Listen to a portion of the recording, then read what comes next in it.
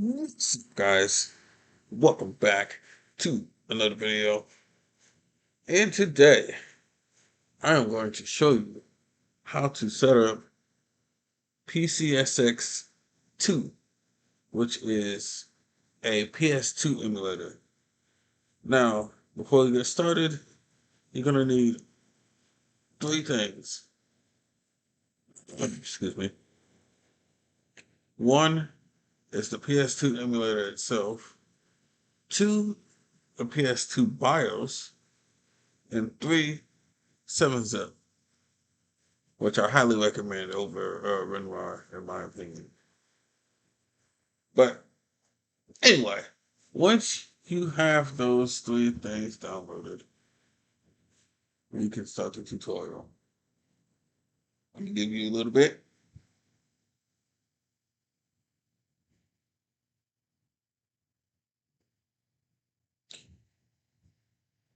All set? Okay. So, first thing, what I'm going to do is I'm going to make a PS2 folder. You don't have to do this, especially if you have a emulator folder set up already. But I'm doing this for my convenience because technically I have the PS2 emulator set up. I'm just doing. I'm making a second version uh, for this video. So I'm gonna call this PS2. Okay, and once you have those, once you have your folder created, uh, then you can actually go and download everything that you need. So here's 7-zip. Download the one that's relevant to your computer. Here is the PCSX2 website, the official website. And then once you're here, you can actually look at the information that they have on here. And once you're done with that, just go ahead and head up here to the top of the page and press the download button. And since we're doing the Windows version, that's the one we're going to download, but it should more or less be the same if you get the Linux or Mac versions. So with this, you have two different versions that you can download. One is the installer, and the other one is a portable version. Me personally, I download the portable version just for convenience. But if you don't plan on like traveling with your emulators, like using them on different computers and whatnot, then you can just use the installer. All you gotta do is download it and follow the instructions.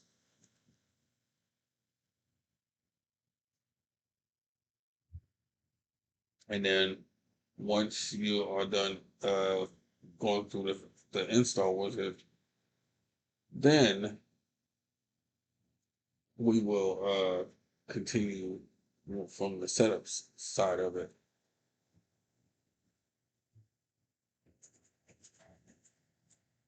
Oh, and the last thing I almost forgot is the BIOS. Just click the download button, the green download button, and wait a few seconds and then save it wherever you would like to have it saved.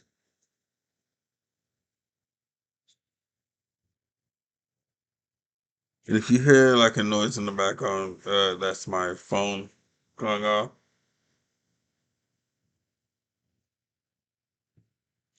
So after you've done that and you got everything installed and ready to go, more specifically 7-zip, then we're good. Then you're pretty much good to go to extract all the stuff that you need. So I didn't download anything because I already have them right here. So I'm gonna drag these and stick them in this folder. Uh, and after that, we're gonna open it and we're gonna extract both of these.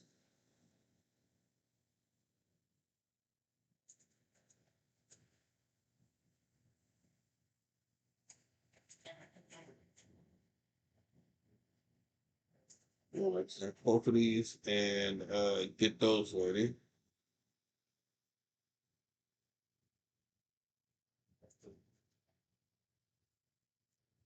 And I have to go do something really quick.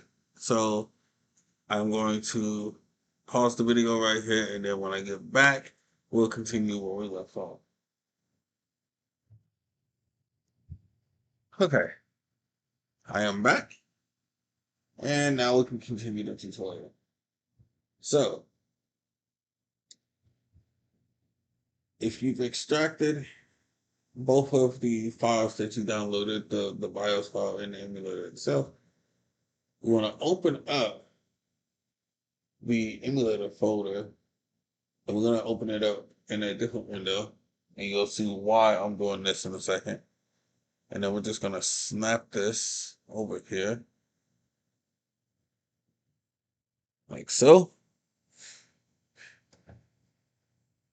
And then on this side, we're going to open up the BIOS folder, like so. And here's all the files that we need. So, inside the emulator folder, what you're going to do is you're going to right click, and we're going to make a new folder, and we're going to name it BIOS.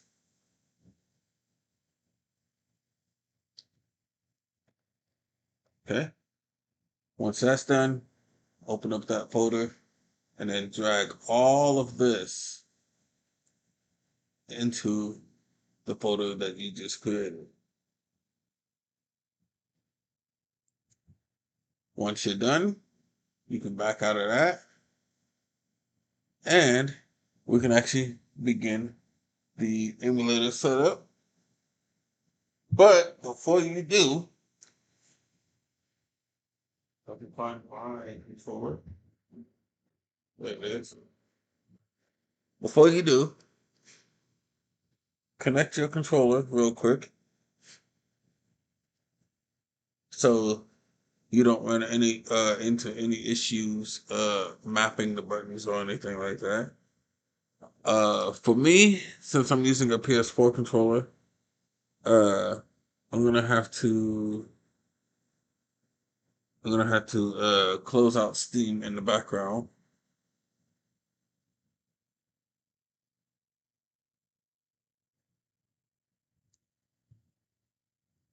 And once that's done, I can turn back on my controller. But sometimes I forget Steam runs in the background. And then we can run the PCSX2 uh, emulator. Once you open it, it'll bring up this window right here. Just select the language that you want. I'm gonna keep it as is. If you choose a different if you choose a different language, hit apply, and it should change everything, the language inside the software. Then hit next. This page you don't really have to change anything at all. Although this one you can change after we finish setting up everything else. Because depending on which one of these you choose will also aid in your performance of the emulator. So with this one, just choose the one that works best for you. Hit next. What was that that just popped up? Hold on. Okay, never mind.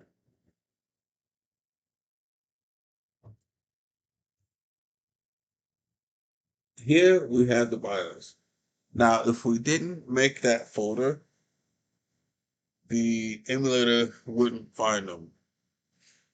So, what you would have to do if you didn't make the BIOS folder, you would have to browse for them.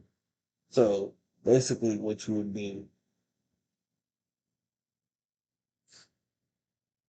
have to do is you would have to untick this, and then you would have to hit browse, and then find the directory that your BIOS are in.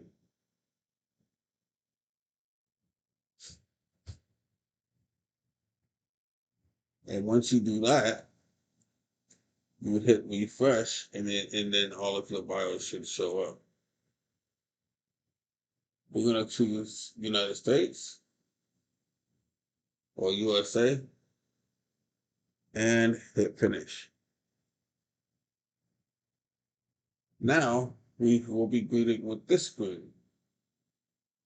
This is where everything is gonna happen. This over here is basically your console, which basically informs you of any errors or anything like that that may go wrong with the emulator. But if you don't want this on, you click on what says MISC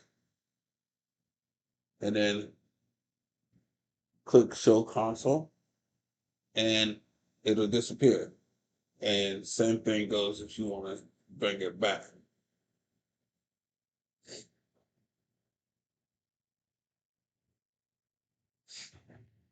So, first thing we're going to do is we're going to configure our controller. So we're going to go to configure or config, sorry. Then we want to go to controllers. So as pads, it says both. Plugin settings. On this page, you shouldn't have to mess with anything on here. So go ahead and just click on pad 1. And on the right side, you'll have all of your different buttons.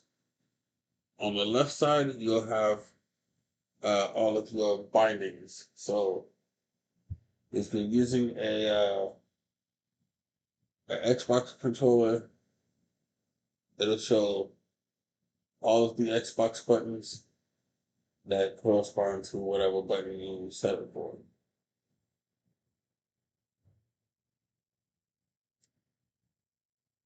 And then next to it is the obviously the buttons that each button is assigned to. Now, if you want to start fresh, you right click, and then you hit clear all, and you're gonna start from a clean slate. So let's say, for example, you hit the button that you want to map and you make a mistake. I'm gonna do this for these two buttons. Okay. You can actually go in and delete that button that you have put the wrong input for, just like that.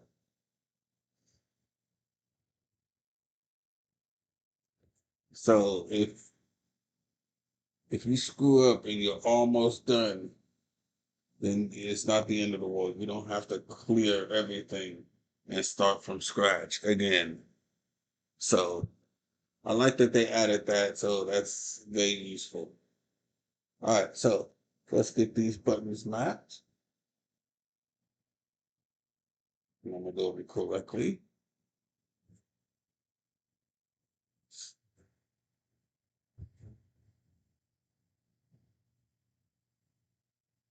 Up, down, left, Right. Start. Select. Analog. Analog.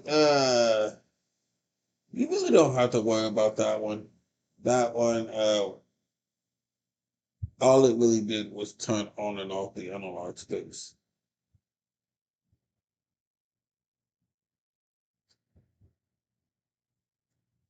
Let me see. Triangle. Square. Circle. And X. There we go. And now we gotta do the analog sticks.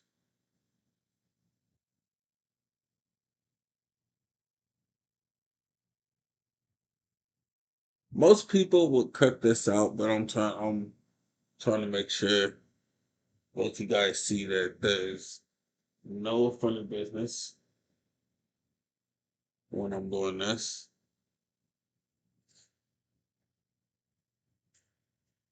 I want to be completely transparent with this tutorial.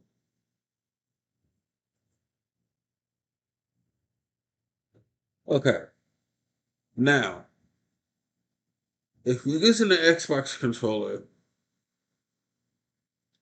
you can actually set up the motors if you want. For some reason, they don't work with the PlayStation controllers. So, yeah, if you have an Xbox controller, you're kind of lucky, especially if you like Rumble. Uh, so yeah, that's the only issue. Um, but once you are done mapping all of your buttons and you're satisfied with the way it is, you hit apply and okay.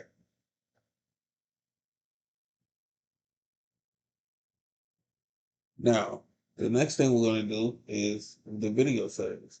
So hit config, go down to video, plugin settings,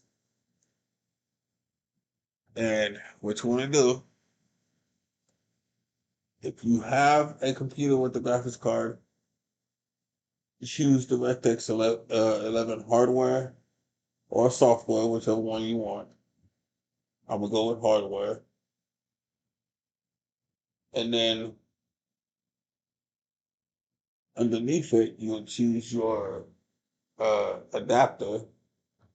It's you know what's weird is Dolphin calls this part right here an encoder, but this emulator calls it an adapter, which is kind of weird in my opinion. So we're gonna go with my NVIDIA graphics card. This one I leave as is, but you can tinker around with it to see what they do. I haven't personally messed with them, so I'm not sure exactly what they do. The one underneath it, again, you can tinker with it if you want. You're not gonna break the emulator if you play around with this. So,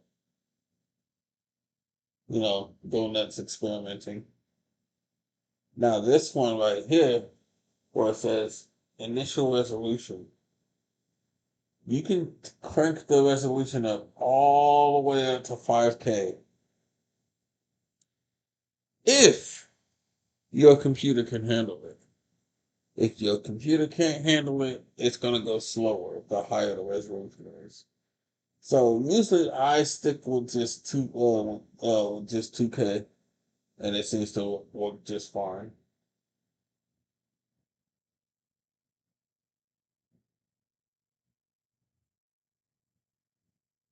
And the reason why you want to do this is because the game otherwise will look really blurry, and that's not fun. With this setting right here, I usually stick it on times 4, but you may have to change it depending on what game that you are trying to play. because there's a racing game uh, that's literally called R Racing, uh, that will have lines going down the menu and stuff. So yeah, that game you want to make sure first off it's 4x3 instead of 16x9, and then you don't want to have this on 2K, and you don't want to have this on 4X. The rest of these you can pretty much leave alone if you want. You can experiment with these if you wish. But me, I leave them as is. There's plenty of options to mess around with. So after you got the basics set up, you can go ahead and click OK. Then what we're gonna do is we're gonna click on config again.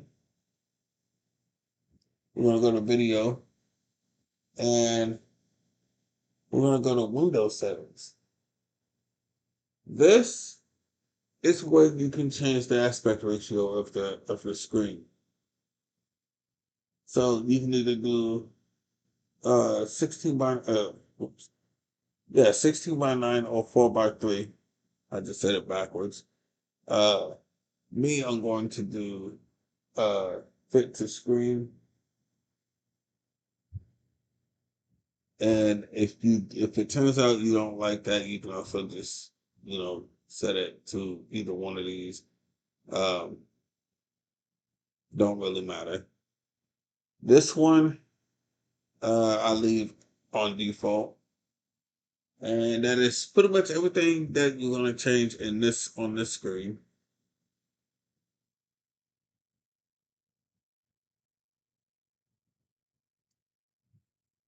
Um,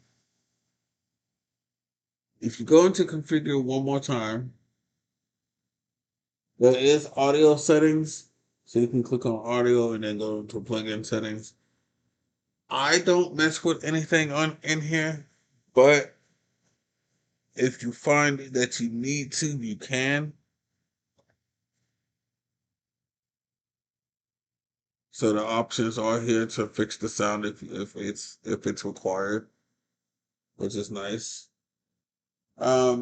If you decide to go with the 16x9 aspect ratio, uh, if you click on system, there is an option to enable widescreen patches.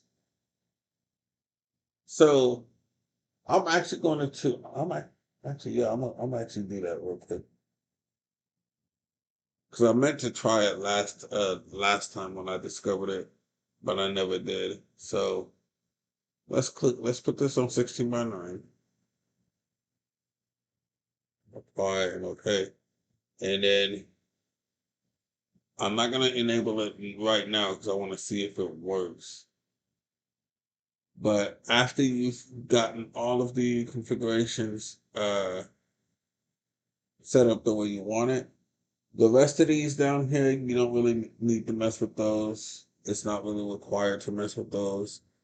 Um, but once you got your basic settings configured, then you can go to where it says C DVD. And what we're gonna do is we're gonna click on no disk, and we're gonna see if the BIOS work. If you boot the BIOS and it doesn't run correctly, then the BIOS is probably corrupted, and you're gonna have to either re-download it or get them from somewhere else. So let's boot the BIOS, and this is also wow, this loud. Sorry about that. This is also where you can, test the controls and make sure that they work. My controller turned off randomly, but they do work.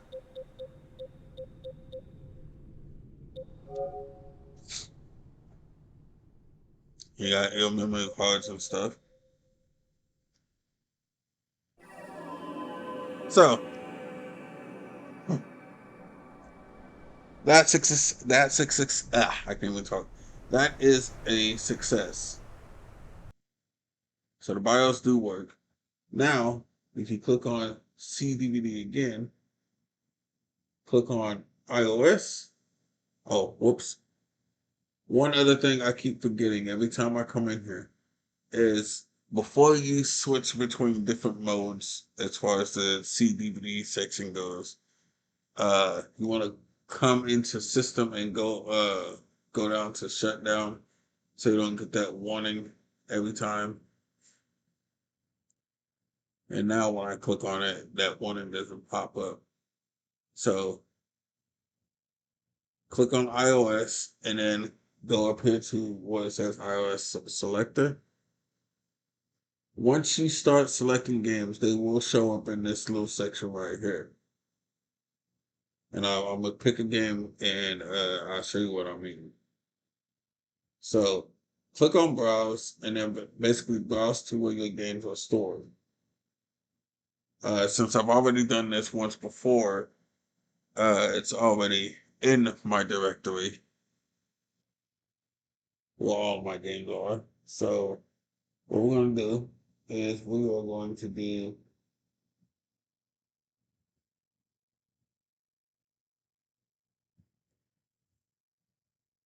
we're gonna do Xenosaga, and if we go back to CDVD, I also selected. The game is right there now, and it's selected. Now, if I go to another game, let's say Dragon Quest 8,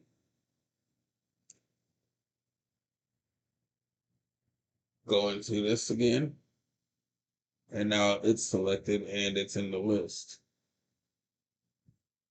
So you can do this for all of your games if you wish.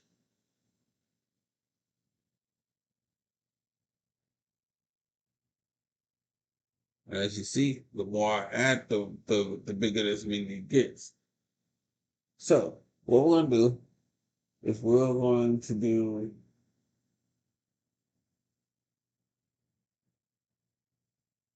something that's not gonna take as long to start for starters.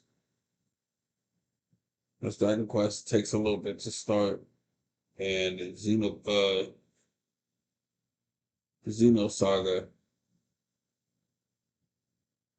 takes a little bit to start. So we're gonna do Crash Tag Team Racing.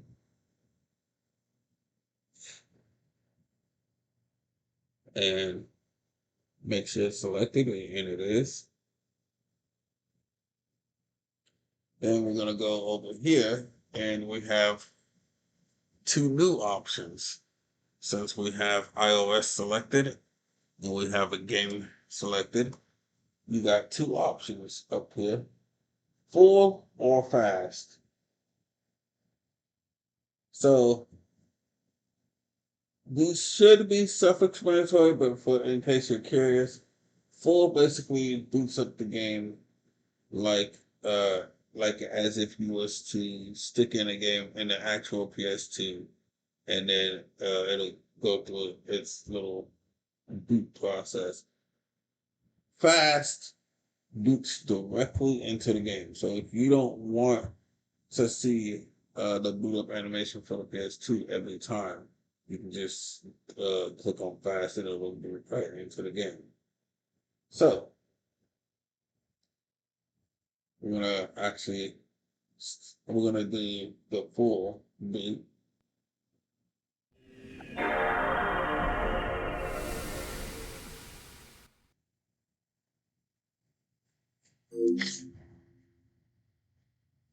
Notice that we get the PS2 logo.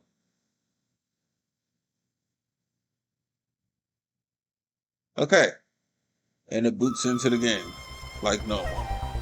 Now, I'm gonna click on shutdown and I'm gonna show you guys the fast version.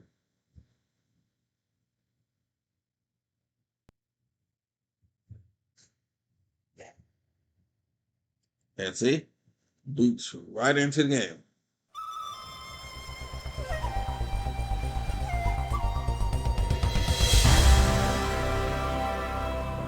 I might need to charge my controller again.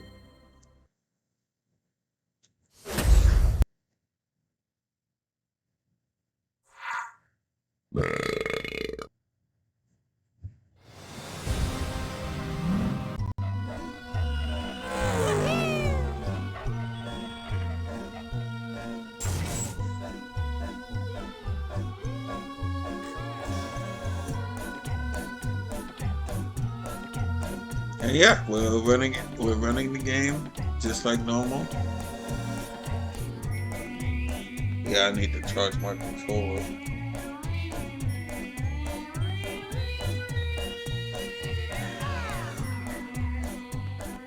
So the issue that we're gonna have right now is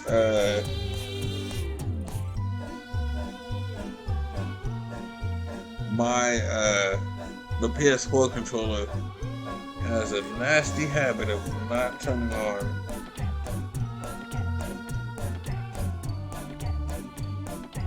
when it's been charged from anything other than the PS4.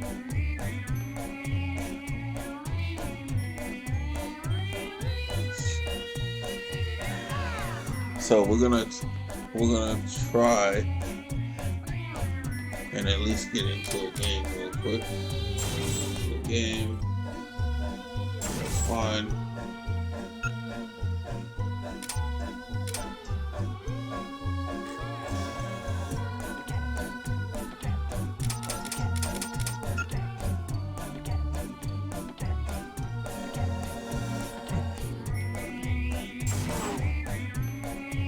I'm gonna do multiplayer, split screen, normal race, first track.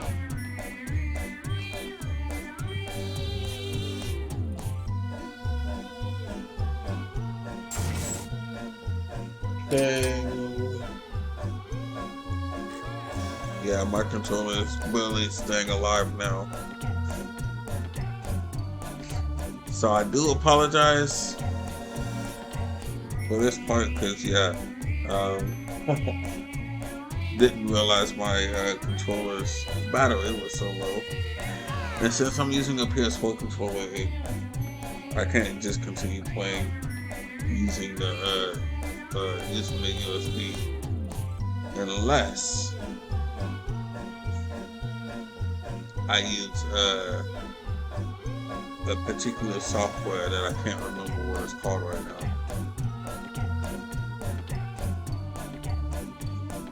Okay, so easy. Do that, don't matter.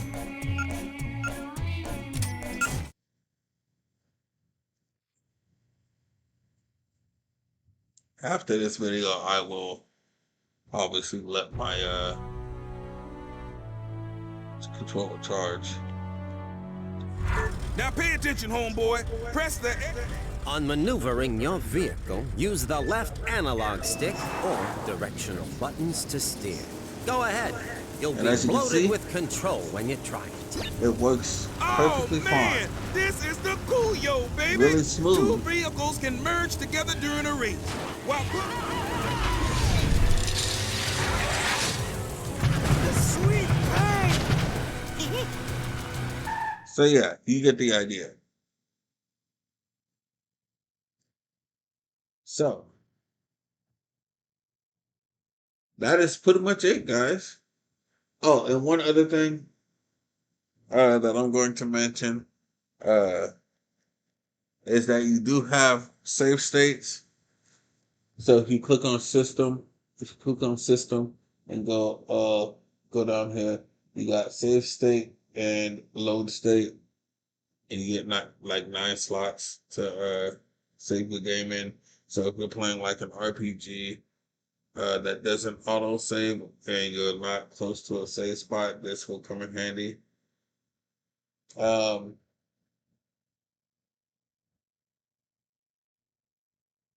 And yeah, that's pretty much it, guys. Everything you need to know. on how to set it up. So if you found this video useful, smash that like button, subscribe if you haven't already, and I will see you guys in the next one. Later.